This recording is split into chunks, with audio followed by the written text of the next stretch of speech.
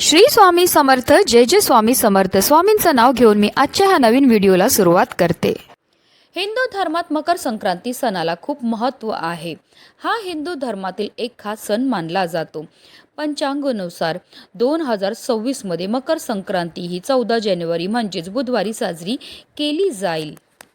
नवीन वर्षाचा हा पहिला सण सूर्यदेवाला समर्पित आहे. या दिवशी सूर्यदेव शनीच्या राशीत म्हणजेच मकर राशीत प्रवेश करतात. यालाच मकर संक्रांती असे म्हटले जाते. देशभरात हा सण मोठ्या उत्साहाने साजरा केला जातो. बिहार आणि उत्तर प्रदेशात तो मकर संक्रांती किंवा खिचडी संक्रांती म्हणून ओळखला जातो, तर पंजाबमध्ये तो लोहरी, तमिळनाडूमध्ये पोंगल आणि आसाममध्ये माघ बिहू किंवा भोगली बिहू म्हणून साजरा केला जातो. हा दिवस सकारात्मकता, समृद्धी आणि सौभाग्य घेऊन येतो असे मानले जाते. आख्यायिकानुसार मकर संक्रांतीच्या दिवशी गंगा देवी राजा भागीरथीच्या मागे गेली आणि शेवटी कपिल मुनीच्या आश्रमातून समुद्रात पोहोचली, ज्यामुळे नदी पूजा आणि दानधर्मासाठी हा दिवस अत्यंत शुभ ठरला. मकर संक्रांत ते रथसप्तमी पर्यंतचा काळ हा पर्व काळ असतो. यावेळी केलेले पुण्यकर्म विशेष फलदायी होतात. धर्मशास्त्रानुसार या दिवशी दान, जप, धार्मिक अनुष्ठान याचे अत्यंत महत्त्व आहे. या दिवशी दिलेले दान पुनर्जन्म झाल्यानंतर 100 पटीने प्राप्त होतं. या दिवशी सूर्याचे उत्तरायण चालू होते. संक्रांतीचा काळ हा साधनेला अनुकूल असतो, कारण या काळात ब्रह्मांडात आप तसेच तेज या तेजस्वी संबंधित कार्यात करणाऱ्या ईश्वरी क्रियालहरींचे प्रमाण अधिक असते. हिंदू धर्मात संक्रांतीला देवता मानले जाते. संक्रांतीने संक्रासुर दैत्याचा वध केला अशी कथा आहे. संक्रांतीच्या दुसऱ्या दिवसाला किंक्रांत अथवा करिदिन असे म्हटले जाते. या दिवशी देवीने किंक्रासुराला ठार मारले. तर आजच्या या व्हिडिओमध्ये आपण जाणून घेणार आहेत की संक्रांती देवी कशावर बसली आहे, कुठल्या दिशेने जात आहे, वाहन व वस्त्र कोणते आहेत, पुण्यकाळ फळ काय आहे, दान काय करायचे आहे, तसेच या दिवशी कोणते कामं आपल्याला वर्ज्य करायचे, तसेच या दिवशी आपल्याला कोणत्या रंगाचे वस्त्र हे चुकून परिधान करायचे नाही आहेत, तसेच बोरनान, पूजा, हळदी कुंकू आपल्याला कधी करायचे, कोणत्या काळामध्ये करायचं आहे, तसेच या दिवशी आपल्याला कोणत्या 4 वस्तू ज्या त्या चुकूनही घालायच्या नाही आहेत, सोन्याचे दागिने घालायचे आहेत का, हळदी कुंकू करायचं आहे का, याबद्दल सविस्तर आणि महत्त्वाची अशी माहिती मी तुम्हाला या व्हिडिओमध्ये देणार आहे. तर व्हिडिओ पूर्ण पहा आणि जर तुम्ही चॅनलवर नवीन असतील तर चॅनलला सबस्क्राईब करा आणि शेजारी बेल आयकॉनसुद्धा प्रेस करा, जेणेकरून तुम्हाला माझ्या नवनवीन व्हिडिओचं नोटिफिकेशन हे मिळत राहील.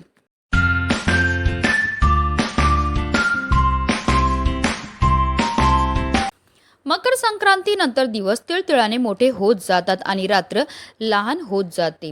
वर्ष 2026 हा सण म्हणजेच बुधवारी 14 जानेवारी रोजी साजरा केला जाईल. श्री शालिवाहन शके 1947 पौष कृत 11 रोजी दुपारी 3:06 सूर्य मकर राशीत प्रवेश करीत आहे. संक्रांतीचा पुण्यकाळ बुधवारी दिनांक म्हणजे 14 जानेवारी 2026 रोजी दुपारी 2:49 पासून संध्याकाळी 5:45 पर्यंत असणार आहे. महापुण्यकाळ हा दुपारी 2:49 पासून ते दुपारी 3:42 पर्यंत असणार आहे. पवित्र स्नान आणि दान करण्याची वेळ महत्त्वाची आहे. भाविक नद्यांमध्ये पवित्र स्नान करतात आणि सूर्याला जल अर्पण करतात आणि त्यानंतर गरजूंना तीळ, गूळ, खिचडी, ब्लँकेट आणि उबदार कपडे दान करतात. मकर संक्रांतीच्या दिवशी 2 शुभ योग निर्माण होत आहेत. मकर संक्रांतीच्या दिवशी सर्वार्थ सिद्ध योग आणि अमृत सिद्ध योग तयार होत आहेत. या योगामध्ये स्नान आणि दान करणे पुण्यपूर्ण आणि फलदायी ठरते. सूर्याचे मकर संक्रमण बालवकरणावर होत असल्याने वाहन वाघ असून उपवाहन घोडा आहे. तिने पिवळे वस्त्र परिधान केले असून हातामध्ये गदा घेतली आहे. केशराचा टिळा लावलेला आहे. वयाने कुमारी असून बसलेली आहे. वासाकरता जाईचे फूल घेतले आहे. पायस भक्षण करीत आहे. सर्प जातीची आहे. भूषणार्थ मोती धारण केले आहे. वार नाव व नक्षत्र नाव मंदाकिनी असून समुदायी मुहूर्त 30 आहे. पूर्वेकडून पश्चिमेस जात आहे व वायव्य दिशेस पाहत आहे. संक्रांतीचे फळ. संक्रांतीने ज्या वस्तू परिधान केलेल्या आहेत त्या वस्तू महाग होतील. संक्रांती जेथून आली आहे तेथील जनतेला सुख प्राप्त होईल. आता जाणून घेऊया की आपल्याला पर्व काळात कोणत्या वस्तू दान करायच्या आहेत. तर आपल्याला नवीन भांडे, गाईला घास, अन्न, तिळपात्र, गूळ, तीळ, सोने, भूमी, गाय, वस्त्र, घोडा इत्यादी यथाशक्तीप्रमाणे दान करावे. संक्रांतीमध्ये वर्ज्य कामे म्हणजे दात घासणे, कठोर बोलणे, वृक्ष गवत तोडणे, गाय म्हशीची धार काढणे व कामविषयक सेवन करणे ही जी कामं आहेत ती आपल्याला चुकूनही करायची नाही आहेत. मकर संक्रांतीचा सण हा 3 दिवस चालत असतो. संक्रांतीच्या आदल्या दिवशी भोगी हा सण साजरा केला जातो. यंदा म्हणजेच 2026 मध्ये भोगी हा सण मंगळवारी म्हणजेच 13 जानेवारीला असेल. जो न खाय भोगी तो सदा रोगी. भोगी म्हणजे आनंद घेणारा किंवा उपभोगणारा, म्हणून हा सण आनंद आणि उपभोगाचे प्रतीक आहे. हा सण पावसाचे देव इंद्र यांना चांगल्या पिकासाठी आभार मानण्यासाठी साजरा करतात. लोक जुन्या निरुपयोगी गोष्टी टाकून देतात आणि नवीन गोष्टी स्वीकारतात, ज्यामुळे जीवनात बदल घडतात. हा दिवस मकर संक्रांतीच्या तयारीचा भाग असतो, जो शुद्धीकरण आणि नूतनीकरणचा काळ असतो. या दिवशी भोगीची भाजी बनवली जाते. तीळ लावून बाजरीची भाकरी खाल्ली जाते. अनेक ठिकाणी शेकोटी पेटवून जुन्या वस्तू जाळल्या जातात. 14 जानेवारीला मकर संक्रांती आणि 15 जानेवारीला किंक्रांतीचा हा सण साजरा केला जाणार आहे. किंक्रांत म्हणजे करदिन गुरुवारी दिनांक 15 जानेवारी 2026 असणार आहे. पौराणिक कथेनुसार या दिवशी देवीने किंक्रासूर नावाच्या राक्षसाचा वध केला, म्हणून या दिवसाला किंक्रांती म्हणतात. तर आता जाणून घेऊया की आपल्याला मकर संक्रांतीच्या दिवशी पूजा कशी करायची आहे. तर मकर संक्रांतीच्या दिवशी विवाहित महिला सुगड पूजा करतात. सुगड म्हणजे मातीची छोटी बोळकी. या दिवशी आपल्याला सकाळी लवकर उठायचं आहे आणि स्नान करायचे. जर शक्य असेल तर या दिवशी तीर्थक्षेत्री जाऊन स्नान करा आणि आपल्या यथाशक्तीप्रमाणे दान हे करायचे. पण आता जर तुम्हाला तीर्थक्षेत्री जाऊन स्नान करणं शक्य नसेल तर घरच्या घरी आंघोळीच्या पाण्यामध्ये आपल्याला गंगाजल आणि पांढरे तीळ टाकून स्नान करायचे आणि त्यानंतर आपल्याला स्वच्छ वस्त्र हे परिधान करायची आहेत. विवाहित महिला या दिवशी काळ्या रंगाचे वस्त्र घालून पूजा करू शकतात. त्यामुळे पूजेचा शुभ मुहूर्त पाहून आपल्याला देवघरात 5 सुगड घ्यावेत. ते एका पाटावर ठेवावेत. त्यांना लाल धागा बांधावा व हळद कुंकू लावावे. मग सुगडीत बोरे, गाजरे, शेंगा, उसाचे तुकडे, हरभरा, तिळगुळ ठेवावे. यातील एक सुगड आपल्याला देवघरात ठेवावी, दुसरी तुळशीपाशी ठेवावी. त्यानंतर राम मंदिरात जाऊन रामाचा औसा करावा. एक सुगड रामापाशी ठेवावी, एक सुगड सुवासिनीला द्यावी व एक सुगड कोणत्याही मंदिरात ठेवावी. अशा प्रकारे सुवासिन महिला पूजा करतात. त्यानंतर तिळाची गोड पोळी घरात केली जाते व त्याचाच देवाला नैवेद्य दाखविला जातो. पंढरपूरच्या रुक्मिणीला देखील हे वाण देण्यासाठी महिला पंढरपुरात गर्दी करतात. मकर संक्रांतीचा सण महिलांकरता खूप उत्साहाचा आणि आनंदाचा असतो, कारण या दिवशी महिला हळदी कुंकवाचा कार्यक्रम सुद्धा करतात. मकर संक्रांतीपासून तुम्ही रथसप्तमीपर्यंत हळदी कुंकवाचा कार्यक्रम करू शकतात.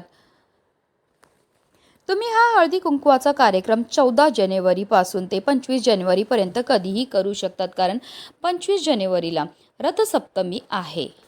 संक्रांतीला नव्या नवरीला काळी साडी आणि हलव्याचे दागिन्यांनी साजशृंगार करतात. ही एक परंपरा आहे. तसेच महिला वर्ग सौभाग्याचे लेणे म्हणून वाण वाटतात. एकमेकांना वाण देण्याची ही परंपरा वर्षानुवर्ष चालत आली आहे. लग्नानंतरची 5 वर्षे वेगवेगळ्या सौभाग्या वस्तूंचे आपल्याला दान हे करायचे, जसं की तुम्ही कुंकवाचा डब्बा, कंगवा, आरसा, बांगड्या, काळे मणिसर इत्यादी वाण म्हणून देऊ शकतात. मकर संक्रांती आली की लहान मुलांना बोरनान घातले जाते. मकर संक्रांतीच्या करी दिन हे बोरनानासाठी योग्य आहे, पण काही जण हे रथसप्तमीपर्यंत करतात. वयोगट 1 वर्षाच्या मुलांपासून वयोगट 5 वर्षाच्या मुलांचे बोरनान केले जाते. हा लहान मुलांचा कौतुक सोहळा असतो. बोरनान करताना लहान मुलांना हलव्याचे दागिने घालून नटवतात. पाटावर बसून त्यांचे औक्षण करतात व बोरं, ऊस, हरभरे, मुरमुरे, बत्ताशे, हलवा, तिळाचे रेवड्या, बिस्किट, गोळ्या असे सर्व पदार्थ एकत्र करून बाळाच्या डोक्यावरून ते टाकले जातात. त्यांनी बाळास आंघोळ घातली जाते. घरातील व जवळपासील लहान मुलांनाही यावेळी उपस्थित असतात व खाऊ गोळा करून खातात. ह्यालाच बोरनान असे म्हणतात. बोरनान का करायची ह्याचा संदर्भ अशी एकाएक आहे की करी नावाचा एक राक्षस होता. त्या करी राक्षसाची वाईट दृष्टी आणि वाईट विचार मुलावर पडू नये यासाठी सर्वात आधी कृष्णावर केले गेले. त्यानंतर ही प्रथा पडली आणि तेव्हापासून बोरनान केले जाते. आता हे बोरनान सुद्धा तुम्ही किंक्रांती म्हणजेच करी दिनपासून ते रथसप्तमीपर्यंत कधीही करू शकतात. आता आपण जाणून घेऊया की या मकर संक्रांतीच्या दिवशी आपल्याला कोणत्या शुभ रंगाच्या साड्या परिधान करायच्या, तसेच या 2 रंगाच्या साड्या आपल्याला चुकूनही परिधान करायच्या नाही आहेत. मकर संक्रांतीच्या दिवशी काळे वस्त्र परिधान करण्याची प्रथा आहे. काळा रंग हा अशुभ नाही. सौभाग्याचं लेणं मंगळसूत्राच्या मण्यांचा रंग काळा असतो. मकर संक्रांतीच्या दिवशी रात्र मोठी असते. या दिवसापासून दिनमान वाढायला सुरुवात होते. काळोख्या मोठ्या रात्रीला काळ्या रंगाची वस्त्रे नेसून निरोप दिला जातो. तसेच काळा रंग हा उष्णता शोषून घेतो. मकर संक्रांती ही थंडीमध्ये येत असते. थंडीच्या दिवसात शरीर उबदार राहावे म्हणून मकर संक्रांतीला काळ्या रंगाची वस्त्र परिधान करण्याची प्रथा आहे. म्हणून तुम्ही मकर संक्रांतीच्या दिवशी काळ्या रंगाची साडीही परिधान करू शकता. तुम्ही मकर संक्रांतीच्या दिवशी लाल रंगाची साडी परिधान करू शकता, जो शक्ती, ऊर्जा आणि उत्साह दर्शवतो. तसेच तुम्ही हिरव्या रंगाची साडी सुद्धा परिधान करू शकतो, जो निसर्ग, समृद्धी आणि संतुलन दर्शवतो. तुम्ही नारंगी रंगाची साडी परिधान करू शकतो, जो उत्साह आणि सकारात्मक ऊर्जाचं प्रतीक आहे. तसेच तुम्ही गुलाबी रंगाची साडी देखील परिधान करू शकता, जो प्रेम, दया आणि करुणेचे प्रतीक आहे. तसेच तुम्ही निळ्या रंगाची साडी सुद्धा परिधान करू शकता, जो शांती, गांभीर्य आणि समृद्धीचे प्रतीक आहे.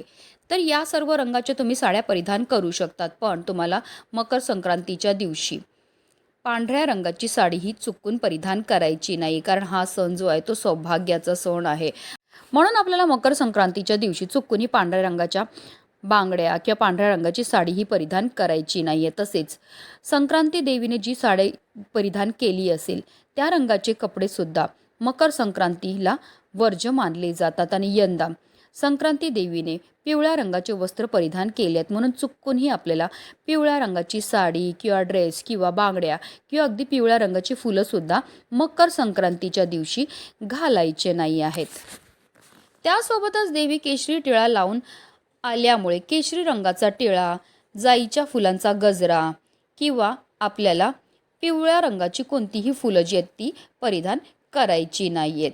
मकर संक्रांतीला हिरव्या किंवा लाल रंगाच्या बांगड्या घालणं शुभ मानलं जातं. मकर संक्रांतीला बांगड्या भरताना एका हातात एक बांगडी अधिक घालावी. त्याशिवाय मकर संक्रांतीला लाखेच्या बांगड्यांना महत्त्व आहे, त्यामुळे यंदा नक्कीच लाखेच्या बांगड्या घालाव्यात. आता बऱ्याच जणांचा कमेंट होता की या दिवशी पिवळा रंग वर्ज्य आहे, तर मग या दिवशी आपल्याला सोन्याच्या बांगड्या घालायच्या आहेत का किंवा सोन्याचे दागिने घालायचे आहेत का? तर हो, तुम्ही सोन्याच्या बांगड्या किंवा सोन्याचे दागिने हे आवर्जून घालू शकतात, कारण ते सुद्धा अतिशय शुभ मानले जातात. तसेच या दिवशी हळदी कुंकू करण्याची पद्धत सुद्धा आहे, तर तुम्ही हळदी कुंकूचा समारंभ सुद्धा करू शकतात, कारण हळद ही अतिशय पवित्र असते आणि देवीने हळदीचा टिळा लावलेला नाही आहे, देवीने पिवळ्या रंगाची वस्त्र परिधान केली. म्हणून आपण आवर्जून हळदी कुंकू जे आहे ते मकर संक्रांतीच्या दिवशी करू शकतात. फक्त तुम्हाला पिवळ्या रंगाची साडी किंवा पिवळ्या रंगाचा ड्रेस, ब्लाऊज पीस हे चुकूनही घालायचं नाही. तसेच केशरी रंगाचा टिळा हा आपल्याला लावायचा नाही. देवी पायस भक्षण करीत आहे, म्हणून दूध किंवा दुधापासून बनलेल्या कोणत्याही पदार्थाचं आपल्याला सेवन हे करायचं नाही आहे. तर या काही चुका आहेत ज्या आवर्जून आपल्याला मकर संक्रांतीच्या दिवशी टाळायचे. जर कळत नकळत आपल्याकडनं या चुका झाल्या तर आपल्याला त्याचे भोग जे ते वर्षभर भोगावे लागतात. म्हणूनच व्हिडिओ जास्तीत जास्त लोकांपर्यंत शेअर करा, जेणेकरून अजाणतेपणे सुद्धा कोणाकडनंही कोणत्याही प्रकारच्या चुका ह्या झाल्या नाही पाहिजेत. हीच मनामध्ये इच्छा. श्री स्वामी समर्थ. जय जय स्वामी समर्थ.